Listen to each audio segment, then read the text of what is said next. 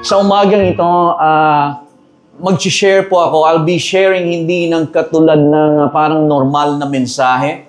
So, but I have decided, it's in my heart na i-share sa atin ang ICM core values natin.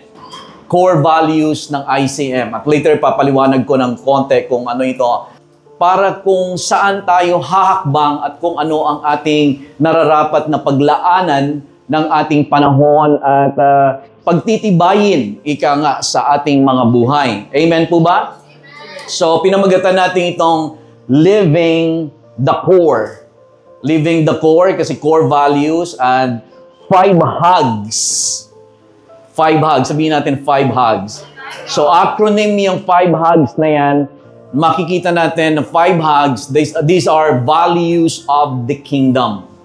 Ito yung ating mga bagay na kumbaga pinapahalagahan, standards and practices na alam natin na hindi lamang siya isinusulat, kundi ito ay nagmula mismo sa karakter at puso ng Panginoon na ma-establish sa bawat isa sa atin bilang mga mananampalataya. Big organizations have certain core values na kung saan yun yung nagbibigay ng parang thread doon sa kung ano yung vision or heart nila. And so we have that. At ipipresent ko rin sa inyo mamaya yung ating mission, vision at ang ating passion. Pero unahin ko na siguro tatalakayin natin yung living the core, cultivating a Christ-centered life marked by faith, kasi yun, yung 5 hugs na yun ay makikita natin, yung 5 hugs, acronym siya ng faith, integrity, vision, excellence, honor, unity, generosity, and serving. Pero huwag kayong mag-alala kasi hindi natin yan tatalakayin ngayon lahat-lahat. Kasi abutin tayo ng siyam-siyam dito.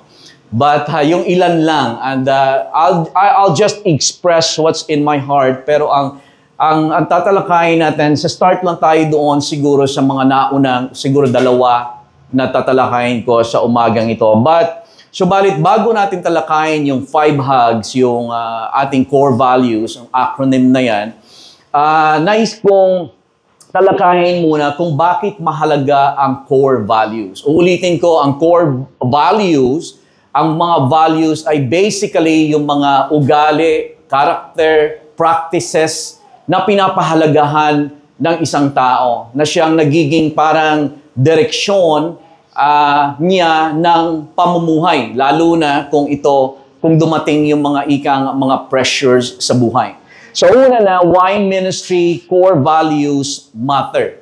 Bakit mahalaga? Bakit ito mahalaga ang core values sa organization? And at the same time, makikita din natin bakit ito mahalaga kahit na sa ating mga individual na pamumuhay. Kasi kahit na sa eskwela, ay merong tinatawag na values formation. Kahit na ang government natin ay naniniwala sa tinatawag na values formation, na kailangan mabuo ang values kahit na sa government natin upang maiwasan at mawala yung tinatawag na mga katiwalian sa gobyerno, na magkaroon ng values. So ano ang kahalagahan ng pagkakaroon ng tinatawag na ministry core values? Why ministry core values matters? Number 1, they provide direction or direction. So of course, vision provides that. Pero ang core values din, kapag ito ay naisulat, nailagay, naintindihan ng lahat, nagpo-provide ito ng direksyon. Core values act like a compass. Leaders and members stay aligned with the ministry purpose kapag malinaw yung core values. Nakikita pa rin. Hindi yung sabog-sabog. Hindi yung lakad na walang goal. Hindi siya isang lakad lamang nang naglalakad lang kayo na wala naman kayong pupuntahan at tutunguhan. Basta sabi ni Pastor, lakad lang tayo. Right? Core values, nagsiset siya ng direksyon. Also, they answer the question, what kind of people are we becoming as we follow Christ? Nagiging ano tayo? Katulad halimbawa sa atin. mahalaga na magkaroon tayo malinaw na core values sa atin. Kasi ang church, ang church ay iba-iba. Meron dito halimbawa sa CA, meron silang church, iba yung vision na ibinigay sa kanila ng Panginoon. Iba yung anointing na binigay sa kanila ng Panginoon, of course sa Diyos pa rin, base sa kung anong purpose ng pagkatawag ng iglesyang yon. Amen. So halimbawa, kaya mahalaga na makita natin kung saan tayo dapat, anong church, Panginoon, saan mo akong church gustong mapabilang at mag-involve. Hindi tayo yung mga Kristiyano na sa Sunday dito ako, sa Sunday doon ako, sa Sunday doon kami, sa Sunday dito kami. We are not competing with one another, but we are completing one another. As the body of Christ, hindi tayo nakikipagkompetensya sa church sa kabila. Walang kompetisyon. Pero alam natin kung ano ang pagkatawag ng Diyos sa atin. Kasi individual ang klase ng pagkatawag ng Panginoon. Iba-iba. Base sa kung paano tayo gagamitin ng Panginoon. Ang church na ito ay iba kaysa sa ibang church.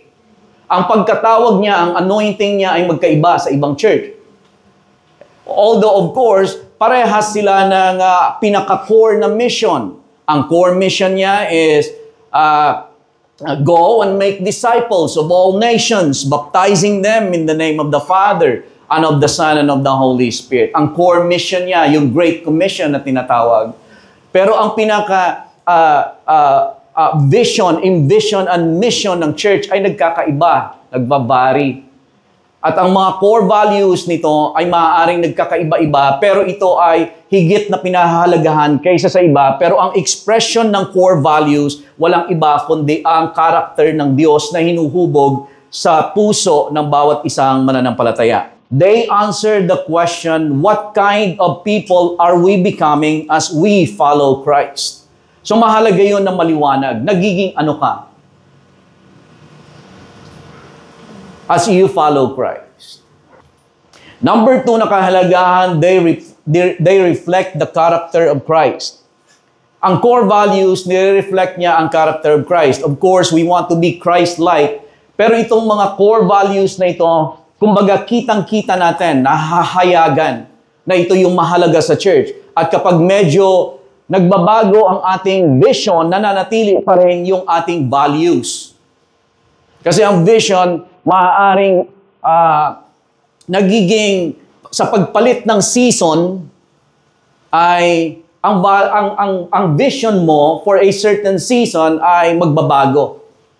Halimbawa, kapag tag-init, ang vision mo para sa bahay ninyo ay ganito, lagyan siya ng solar. Kasi mainit. Diba? Yun yung vision mo, magkaroon ka solar. Pero pagdating ng tag-ulan, nagbabago. Yung sana palalagyan mo ng solar, yung pala merong mga tulo-tulo, hindi nanggagaling sa bubong dito sa gilid. Waterproofing. So minsan, ang vision mo at ang gusto mong pangyarihin, magbabago ayon sa season. Pero ang values mo, magpapanatili sa'yo. Sa buhay natin, for example, maaaring magbago. Halimbawa, nung bata ka pa, ang values mo ay hindi katulad ng mga magulang mo. Ay, rather, ang vision mo. Ang nai-envision mo ay gusto mong gumaling sa basketball. Ang nai-envision mo, gusto mong gumaling sa pag-aaral. Matapos ang pag-aaral, gusto mong mag-top 1. Paglaon ng panahon, kapag ikaw ay nagkapamilya, iba na ang nagiging pangitain mo. Gusto mo ng matibay na pamilya. Gusto mong ma-settle ang pamilya mo sa isang magandang lugar. Nagbabago ang vision base sa season. Pero ang values hindi nagbabago.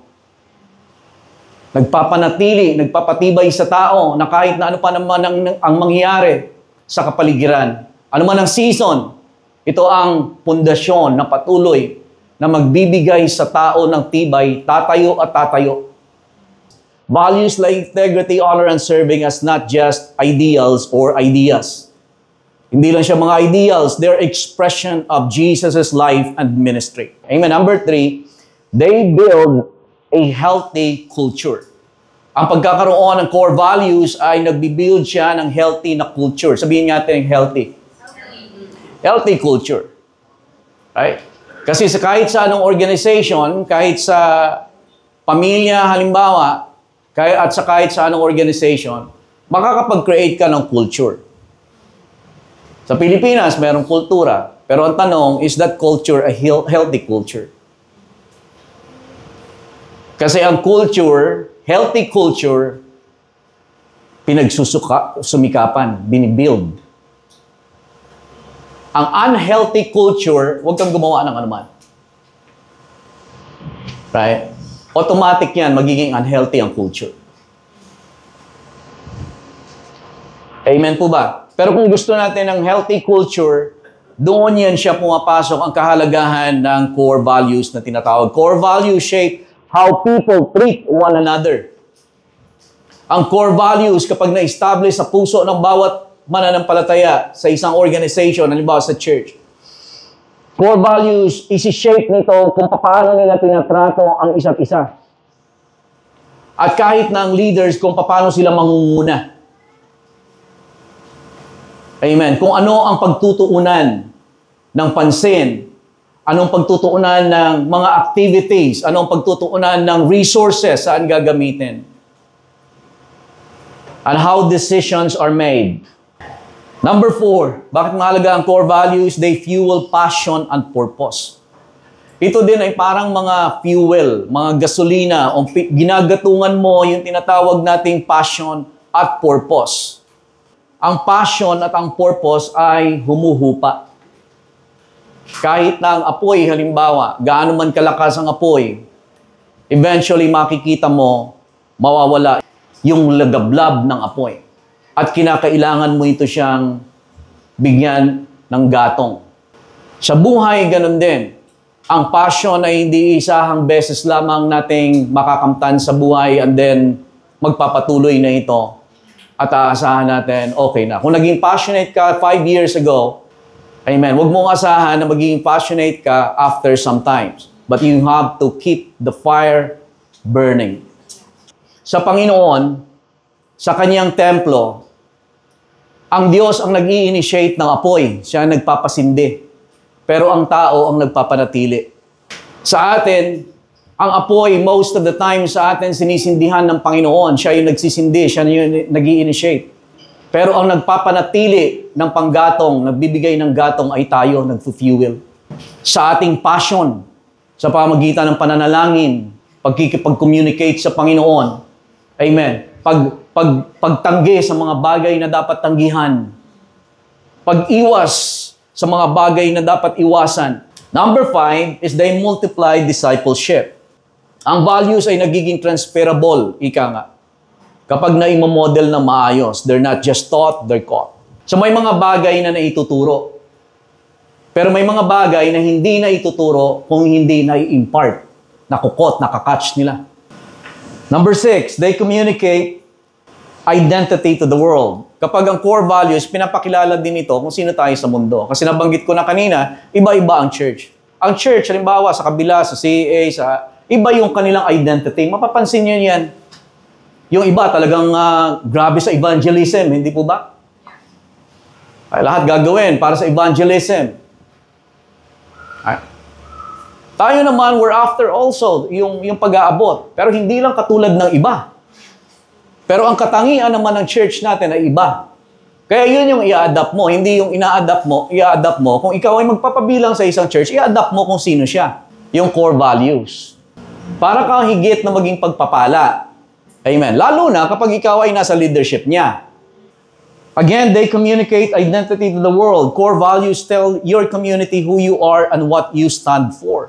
They attract like-hearted people and set expectations for engagement. So kapag nakita ng tao ang values mo, mag-a-attract ito ng mga tao na katulad mo ang puso. Pero ang mangyayari, aayawan naman ito ng mga taong hindi mo katulad. So makikita mo, di ba, sa church, alam mo kung sino yung mga tao na nag-involve. Una, sa pastor, kasi yun yung mission, vision, yun yung kanyang passion, yun yung core values. So, na-attract niya yung tao na katulad. Amen. Kung kayo naman ay iba ang puso ninyo, hindi nangangahulugan na masama ang isang mananampalataya kapag gano'n, ha? Hindi nangangahulugan masama siya. Maaaring hindi lang yan yung church na akma para sa kanya. Kaya sa atin, yun din ang encouragement natin.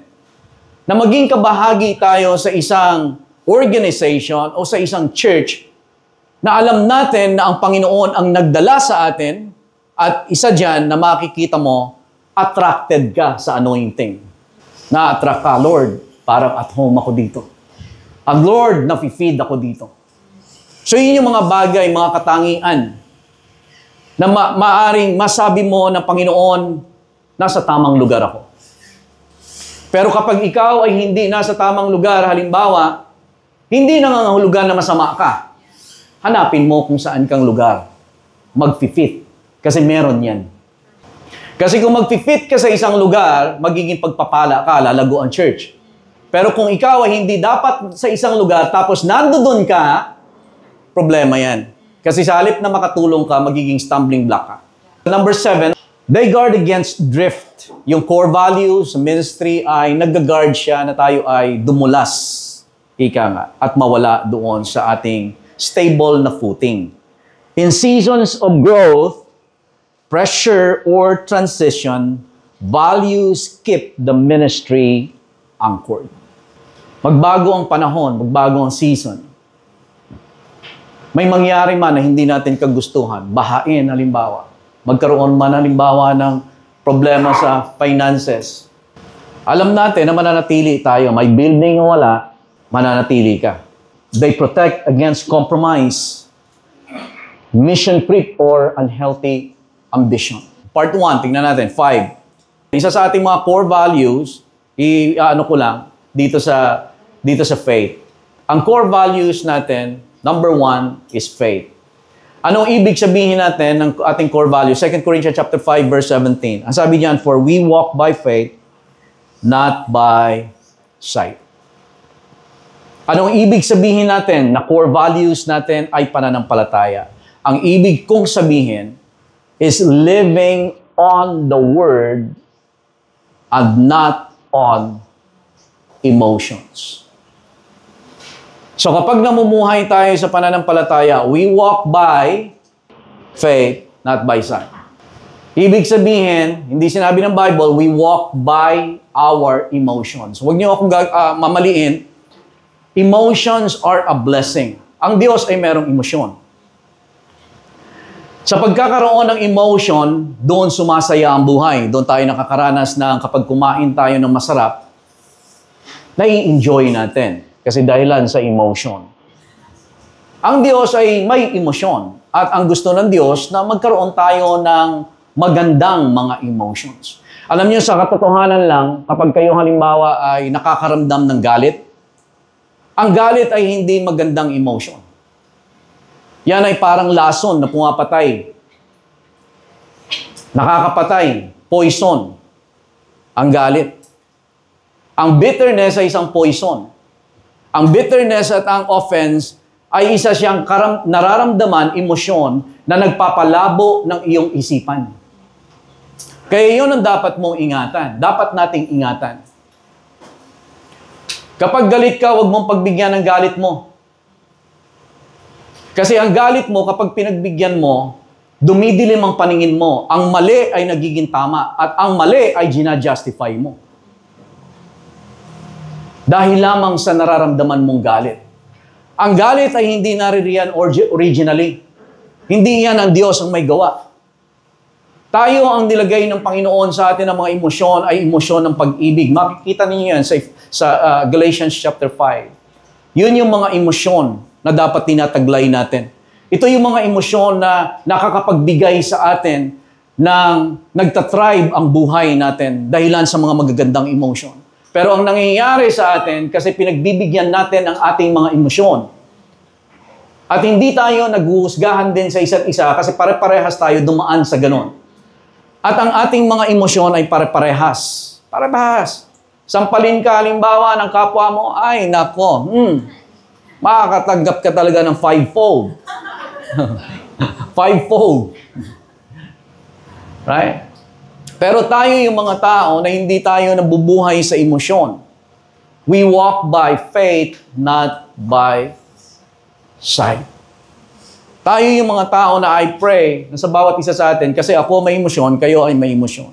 Makikita mo ang isang tunay na taong malago o mananampalataya na malago kapag na-handle niya ang kanyang emotion. Alam niyo ba yung mga emosyon na gano'n? Yun yung sinasakyan ng kaaway, yun yung ini-empower, yun yung mga dinidemon.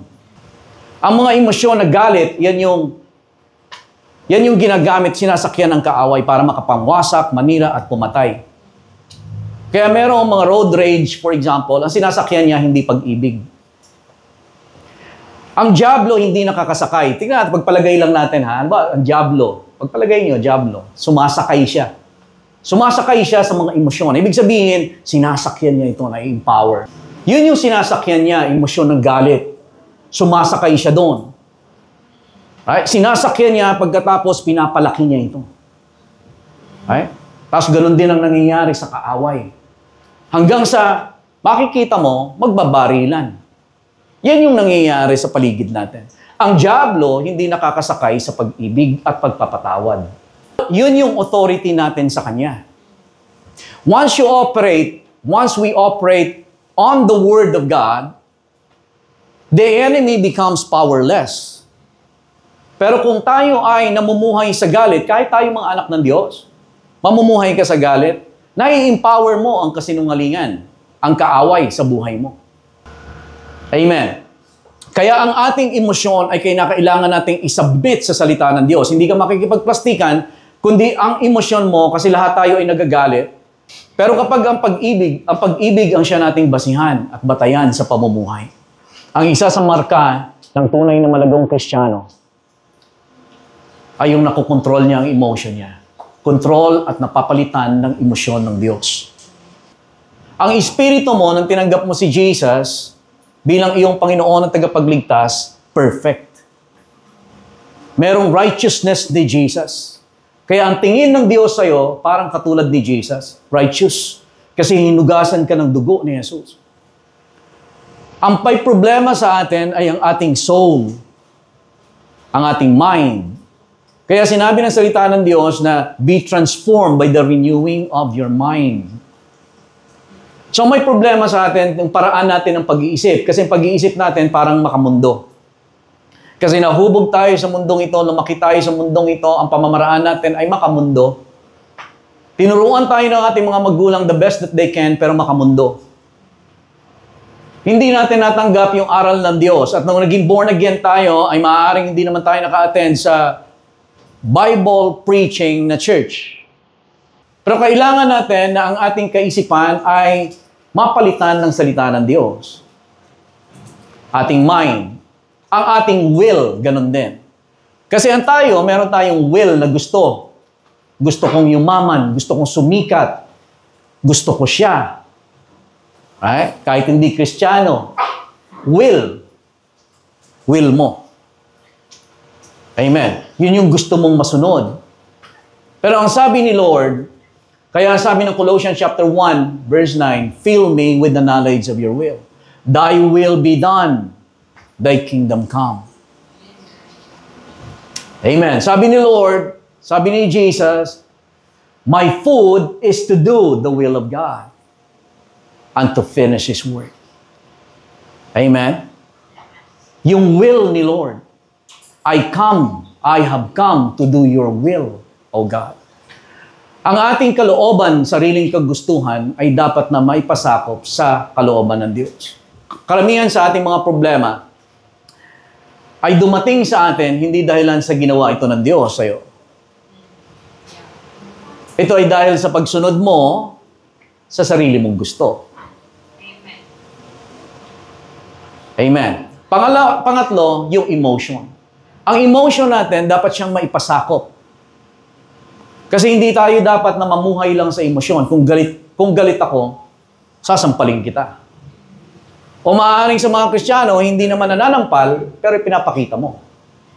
Sino ka ba? Right? Nagkakaroon tayo ng rights sa sarili natin, hindi po ba? Pero ganun ang nangyayari sa emosyon natin. For example, kapag pinagbigyan natin siya, ang emosyon natin, ganun ang mangyayari sa atin.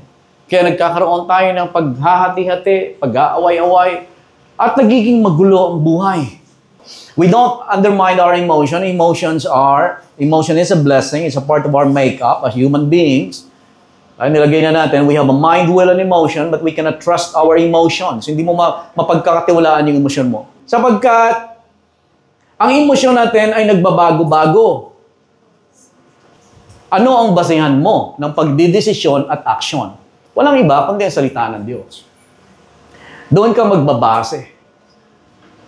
So kung meron ka nararamdaman, bago mo ito ihayag, bago ka mag-react. Amen. Alamin mo muna kung anong sinasabi ng salita ng Diyos. Amen. Para ang emosyon mo, ang action mo ay nanggagaling hindi sa emosyon ng tao na karnal, kundi sa emosyon ng Diyos. Anong emosyon ng Diyos? Pag-ibig.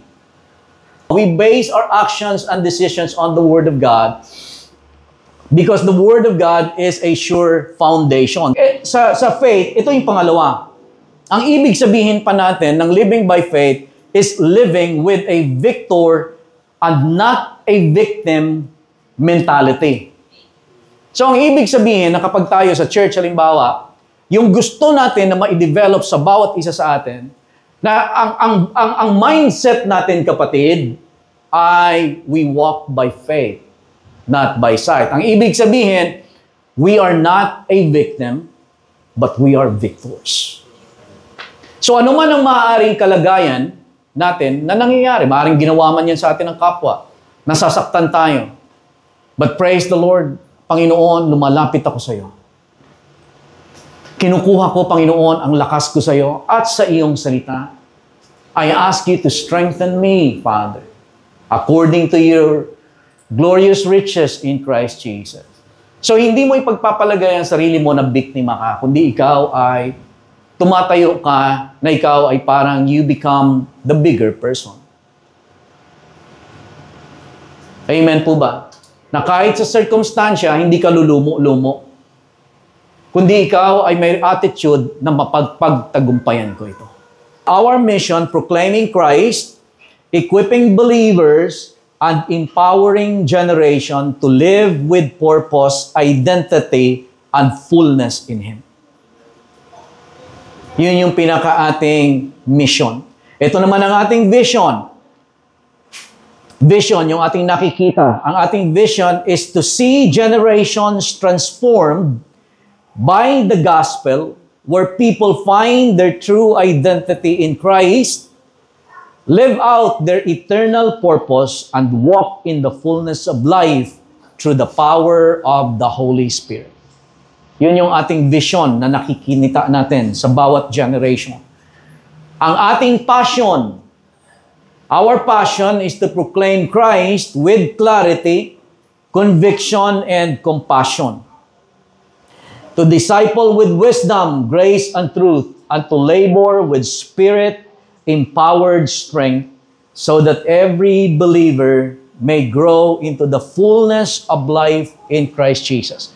Lahat ng yan ay sumasanga doon sa Colossians chapter 1, 28 and 29. Ang ating identity is faith, faithfulness,